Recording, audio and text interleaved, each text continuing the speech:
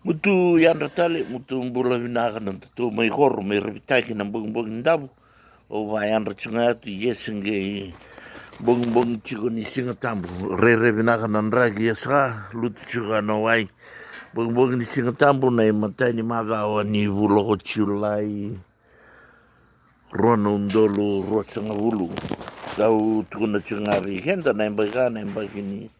Da visau te hina vandua na nundu goro nei tos na bug nindabu o na nu manga tu waru chuka na lilutu nantu na kalo ni nambata ka do bigan tu na coronavirus libuner sa may visau o viaje la bigan tu na mula na minra ni komuria tu nga ndo na itu ni daga sini tu ni mula na visau ina ya to nga ko ibinakata chiko mini binakata na visau na ya to nga o maga chiko bigan na tu na mado sagora ni ko iko sa ko 1 week older than last week. Na madal sagora. Bula sagora. Hasan dalo ko batalen do na bula buka. O bia po sa nga bikin to irritek na bumugana na planning. O makarea tu bikin to igor ke vela ko igor me usomo na ibondo na bula sagora bula ka Julai yo terong kan tu cukup igor na ya bicara minin rager kan ra mandua ambera cena evita sagar mo sa pagoto non ra maniwa yo sale indana au nanuma me sa la komandanga ya tu go to geni maniwa me le pose gor posa tawana tunga tu vida na tanga maniwa yo vigum tu me gor mutila na bosa sali una bosa satu i satu kan talveu ga me gor nimbongi inambalia ng gela may ravitagi na maniwa yo pinda ni manda o se minigenig may memori na protocol che ani mino na la tu meda tu to ke ni maniwa me le inda na manda nga le bos da so i na ba ungi chi me ba nga te na che me volia na maniwa so na ngona hani ko chichunga na same thing routine every day ngai ko expect gina different results ako kapakalilia. Kaya vega ni ko na viambagin in da toso chuk na viambagin dono menta tunda rai lisu da review tigin na volta tu manda na sala para rai taronga lisu na lako makawa na taru veteran ganda na bunga whose plan are you following, who's been instructing you no ngono sara dogene gitu na leadership. If you are a leader, the question to always ask yourself, are you worth leading people? Do you know where you're going? Do you know what you're aiming for?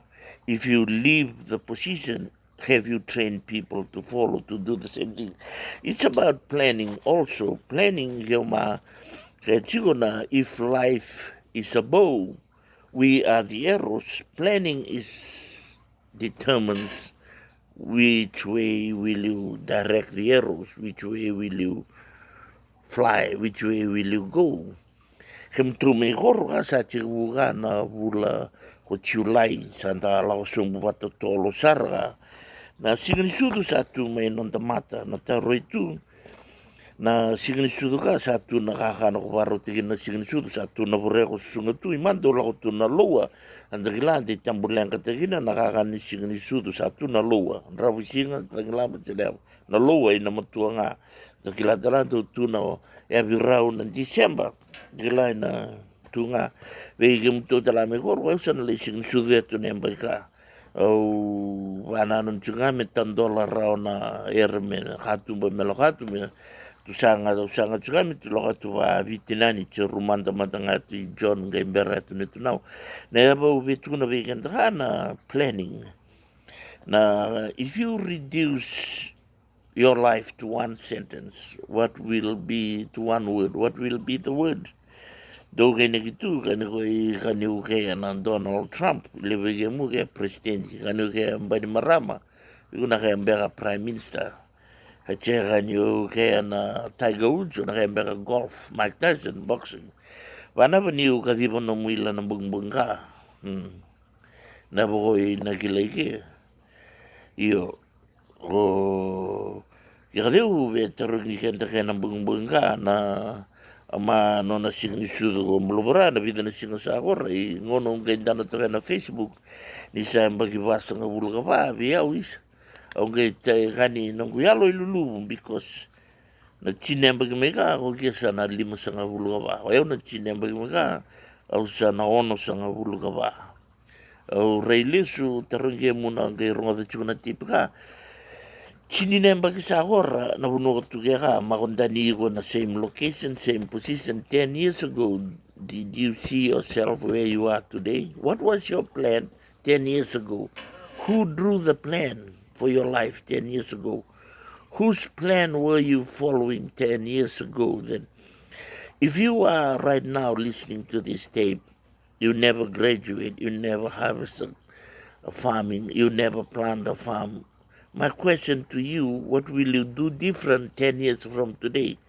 It's important to start changing some things in your life. Planning is deciding your future now before you leave. Planning is putting things down towards the future. Toramanda ka na niko railes ko eu sa sanga te tuka me la hoya tu randu chi manio me leibos na taro itu ne na buna nga na kendo kene gitu na dore mo so bala gitu ina na voltabu kene my people are perish the lack of knowledge o via ko tumu tu na turanga do chi manio tuka me leibos nga au tambulau sa ke pa rutin tu mendanga no manyo ro sa ulwa sa ulatang ani ko min levo se ne tuor levo se ve kan reto na vigor gorra ni vichikina au ve nga wa onang kai vitar tar choti gor na singa mela ko tuge batana ve kum tu na vinakata chiko na protocol hani mini la ko tu na erni protocol isa na la ko mendanga ba bisnis mela ko nga vi kan ravinakat levo se mendanga yo na sa talanga ba nuai I tiko na sa pavanu kaindo na ere na bukia ka na koro. I vinaka me le posa mandeatu mundana sa vanjin jina taki na ya batalo ko vinakat. Yo vike mutalanga nang ke rongo da tiko na tip ka. Na kanisa tiko no mituba na vida na mbagi mega anjo ingir me vio niavi tiko na kue na pambavia nang gele. O ke mino lako mandangatu le posa. Le sara mandanga bete me le hotelanga me so nang gele me indagura me le testa ki manda. Yo na adina nongu ve vivu ke mandangai na koro. My people are perished because the lack of knowledge. The lack of it is expensive. In doing here, why should I go to school? It's expensive. Going to school is expensive. Okay, well, now guess which one is more expensive? Stupidity. The price of it is more than knowledge. It's better to go to school. It's cheap. You learn something, you change your life, alter your future. Na slave world, the first thing they don't encourage for them to go to school, because once you go to school, you are free from being slave. Everything is in the mind.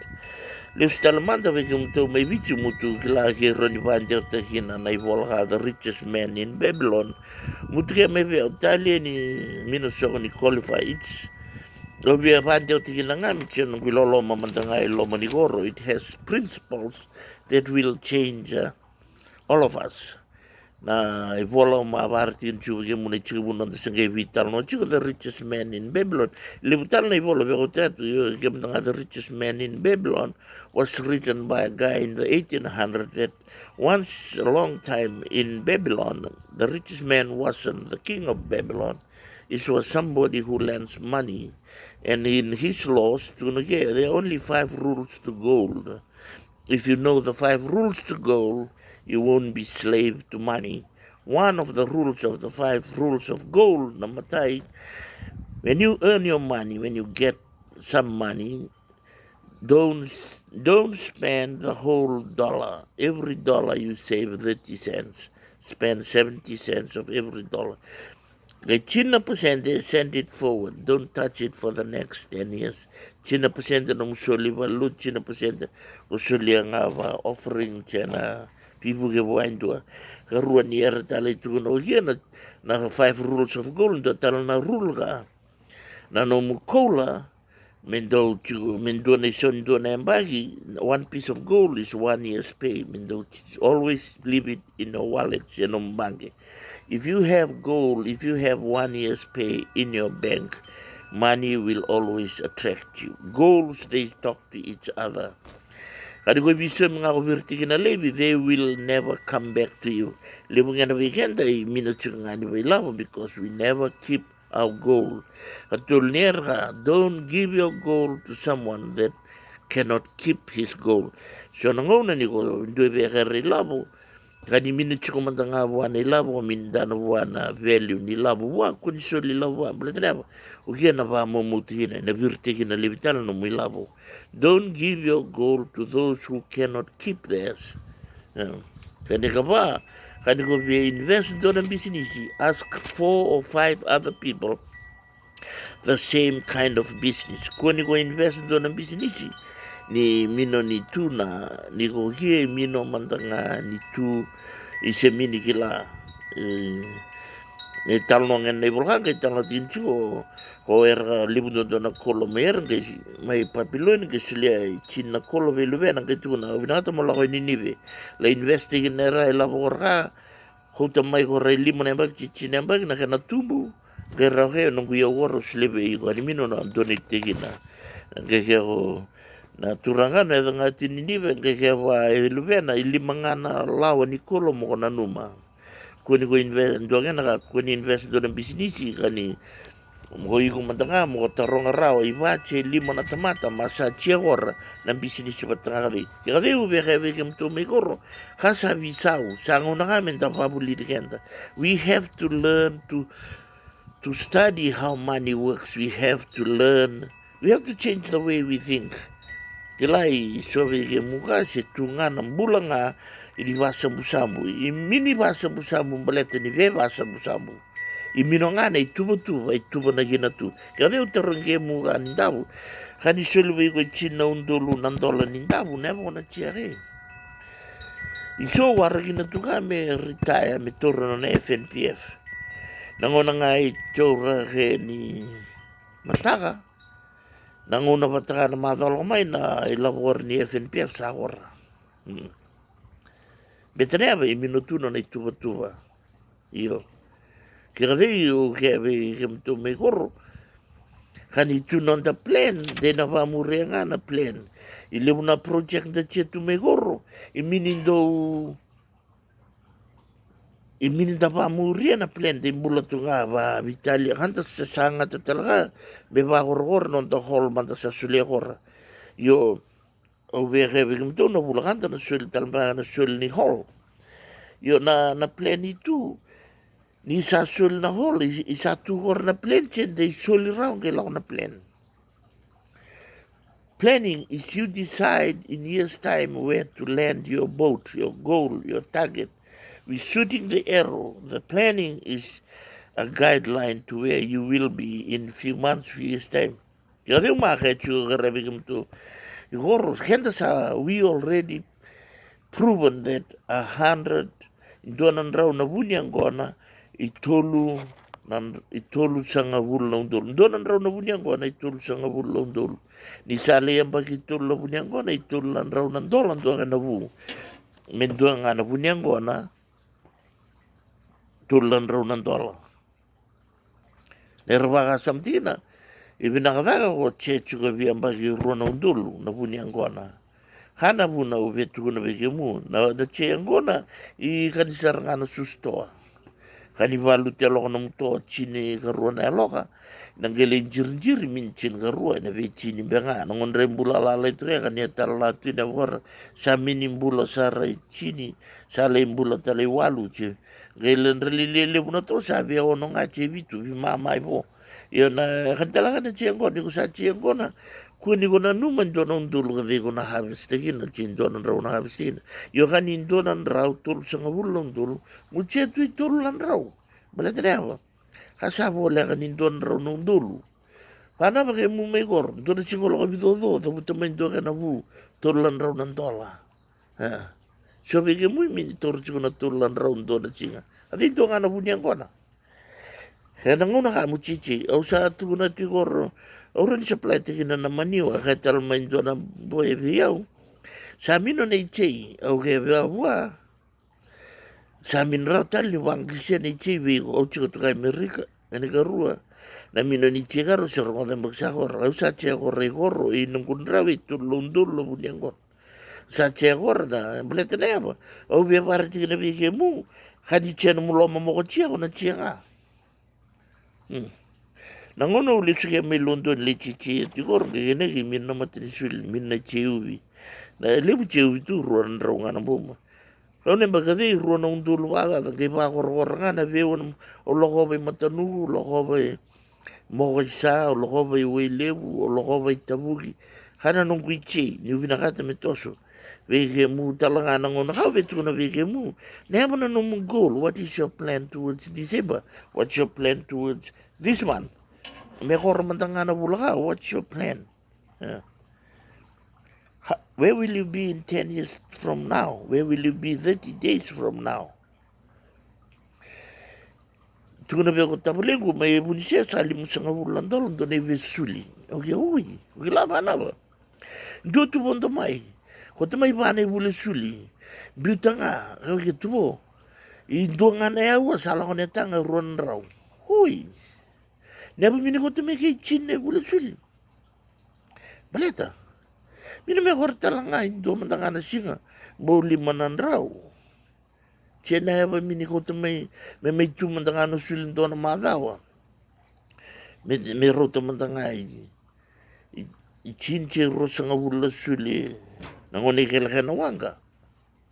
Kau kia mino karsa mino tala minan rawi. Ui. Yo nero beke ba na bakaning ke ko tatumay. Indonan raw na bule suli bi magawa. Resa lima na undolo. Yo na lenga min cheitu. Na muna nga loko da talangan si suli. Esion suli sa amin na suli. Yo beken to nero beken to ka na Proverbs 21:5 plan of a diligent leads to profit, but without it become poor. Na translation mo di na tamate tubo na kina na nona planning ina leida na ere na raw ilavo na tumbo. O chisu na viene voltambo ile mga nangona talking about money. He's the God of profit. He deals with profit. O minigla kaya muto may koro. Iso rongo tsuka sa nglako tsuka na vida bugi. I vida no mutaketi. Cheche vida bugi nga mero kaya natakata kay lavo. Itu mandangan ko takiti na suli mo cheya. Nangona mo cheya. Donan raw na buni ang gona itul sa nga bulong dolo in 3 years time. Panama mo cheya ti don raw na buni ang gona. May ang bagi tulu. Don raw na buni ang gona. May ang bagi ba. Don raw na buni ang gona. May ang bagi 5. Yang bagi wow cika butalen. Donan raw na buni ang gona. May mo cheya patangan rin. Kaya Natul lembag mereka, yo kan kung kailangan tintal naman yung promote na chugado. Mutu masota, ay minsan nung kinagawa, may mutu wali maniwa. Na inagabi yung nung kututsuto na maniwa. Mutsandan na itambo ang bita doon, ang ko na yung baging 2 bulan lumanda nga, sa wala ka tuni ka tundo na kanawaka. Kaya uminikila na iba ang sinabatal ko binakato, rubital mo chito kaya ni maniwa, kaya ko kaya may naratugor. Napos sa matangakar, manra kaya, mino ipabadian ng gele. Saya do baka, nabibulatul, bibulaban, rahabis na daw musuli. Viyang bagiruan, rahabis na daw biyang kona. Kan rato na waragin na ito nga na protocol, siyan rato na rabuat siya nga. Bigyan mo na, minutsi ko na mo yung kona nga ka. Mukuha man ni ko bulia ni isa mino na ichi. Mino, na ichi lewudu, wangi siya to. Wangi siya ndo na tambua, legarewa ndo romandana bunyang kon. Don ro na bunyang kon, ay tulsa nga bulong dolo. Sanga temeruan raw. Kaya nera nga beke mo ka. Kani ko fail to plan, you're planning to fail. Plan your life. Plan your harvest. Plan, write a goal.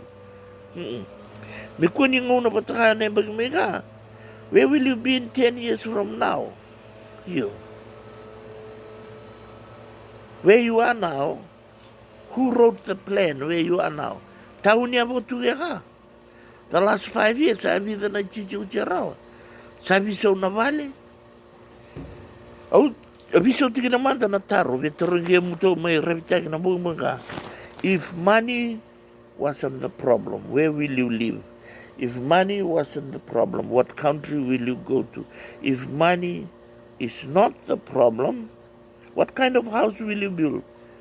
Kaya veo vetu na veke musa na ngona, kua mandeni ko ulumbala tikina na ilavo. Write your plan down, put it up. Ni mada sa oru vital no tel chukin dona doru ke tu no ke viau. Lo mo ko ke suba mada tu kan doan. Dona guta vale. Wa bo ke tu na suba soli lavo ve kan rato na beggars. Ke tarongan dona turang o iku turang ni ang ke o turang ni kan tau. Sole vai chinan dol sombo ne mo sa o tu ni ka. Sa suya vire tu vai chinan dol mi bibu ke bang ke ko kai. Tur tala tu no chinan dol taro ke na baleta dar na bal. Dalam mana nambal segitu ya na yarus sangabul chinan dol di mana dol. Ne bangar. Yo ya. Weu nunggu fiber ihai te gichigo mai. Ihai te gichigo ndo nambara vikari ngai suba. Dolong amai kandabu sulitu vikenra me ibatuanga menra hai te gina tu na leisiwa. Au se mendambe tu mendena betera kia ngai mino no nei lawagi mache. Hai ndo tu rang kandabu i kere labu chigo na ngona ka. Kele ngano na fiber suba. Kaya may karela buto mo na kawagyan raseren tikin na maraman na fiber. Ang gay tal no chika bigan rato na nunggu karuwa may ngaw rato kaya yung ito sa rato do. Hati kin chikon do na wang kani kay kandabu may batuang ka. Sino ka $5 do na singa ko montong ato ko lang lisiwa. Turang ni kandabu ka kisa lindan talindo na plan. Kaya may no na fiber batuang ka. Renchu kaya lindan tambit tumandang ay karela buto ngay suwa mburo talaga ni soning kesa langsung. Iso na singa sa basang abulo. Tol sa abulo, basang abulo, lima sa abulo sa ranan dola. Neba ni balang-balang talo. Balang-balang ko talo ka. Ni ko somurong na tim kay danda buna ka sarto ka sabi ka na bulo danda buto nga ka risuba. Si sobi ka muna tu ikoro. Sa turo ikoro siya sasabi sa sanga may suba. Siya lang ito ka na COVID. Neba ko ichichi ko nang unrendre ka. Nasuli sa ala ko chiko sa araw 5 nang doon. Bagaimana tu may koro, indola tu nasuli ka nasuli investment, may nga bigyan ta kora. So bagaimana ito bigyan ko, nagabuta tu mandang may 5 ng raw chivit. Pibula suli may dolo. Bita ka na investment imbiyo na, inalayangan na lang pala. O lakot ka mo ng ganda na, ilimu na yato. Yung bigyan mo, dopa tamay, musuli. Ang minigila, Gani kota lebi na siya ni kakana may nomu utibil na $25. Natarong nga veterong nga nanguna nila nga kung aliya. 25 is big enough for each family. Nabuna binakata may musul $25. Just so a teamwork. Nakakatawa naman. Nasul. Sachi na undolo. Sachi ka. Chin ka doon na undolo. Sachi ka. Au tu na bigyan rato na ngone vale bigyan rato na bola ka biyaw. Panraw tu na mutu sulit ya 5 raw. Yan tu na undolo. Iyo. Dua yang ngone veo se vangi si changa na solo tu. Bigyan mutu vangi siya na nairang avetu na bigyan mutu ka na horo satoso ka na sasanga. Sabi sa na generation. Iminraw ni ta stuck tu nga na mantal yang katugi. Kadi minuto na itubo ni horo na ngono sa horo. Bitu na bigyan mo na ngone na ngona ka. Kaya mo na chichi. Mutu mo na ginamanta na mwichi. Kuni bita begitu kami bita bugi ani tak kailam. So kana bita bugi ledur kana bita bugi bete menon na ten la kuma. Relay tak kailam. Meron nila lo ngamay bulgakan. Ngaraw na. Dado bata tayo matua. Daga bata. Sabi saw na ngona. O bitu na talabi ke mo na ngona ka. Kita sandang kasi chunga. Sana minraw ni datunga ng bulang aman datugi. Indoi eu taronga tigor na muta musul che. Mina mi waragi na men dona kana tu may labo me may na banua. Okay, oi. Man chala ka tu letul so mana mara may walan raw ng dola. Men rutule indana na rutule ba ga tu rutule tu soli. Nero kaya. Kani de mini biso tikin non de tu ni gor na lengka tunga. Nondor nan rabon tu. Bagaimana tu orang mana mai gorro? Memang mereka mi musato boleh mesabi sau. Memang mereka. Entara kini sota juga di gorro. Io. Ke mtono tuisuwa, ke ve lao. Sango ni bisau. Kanina lako atu kia ka leibari tigin na maniwa. Mulin dana atu, mubarunga mata. Min kele ka moko bulia na maniwa, mino. Nera nga veka embe kore urone bagi megambo tau tu na munrawe. Tau na mbangi. Kila sabi bisau na ngauna lolo meatu singa tambu ni tau. Wanu ini binaka atu bagi mun. Doman tanon masu, turanga binaka waliu. Beira na kangwer na pakarorongo na tepungo. Turanga ni ungetira. Ya malatira. Ni beibu ki turanga na iloko ni tukoro turanga me beisau. Ni tukoro me tosodaki turanga. Ni tukoro. Me sango na turanga me rarevi kimuni. Binakawalewu na nomuni bo. Binakawalewu na bosi ni beiba elong kangkataki. Soli turanga na katumba turanga. Mindolabo na katumba nandonu mendola turanga. Songo na katumba me songo na klu. Soli turanga na buku na alo matua na singa ni kua turanga. Ni laveti ni rukovi chisu na iwakamula. Emeni. Saloloma etikoro. Binaka.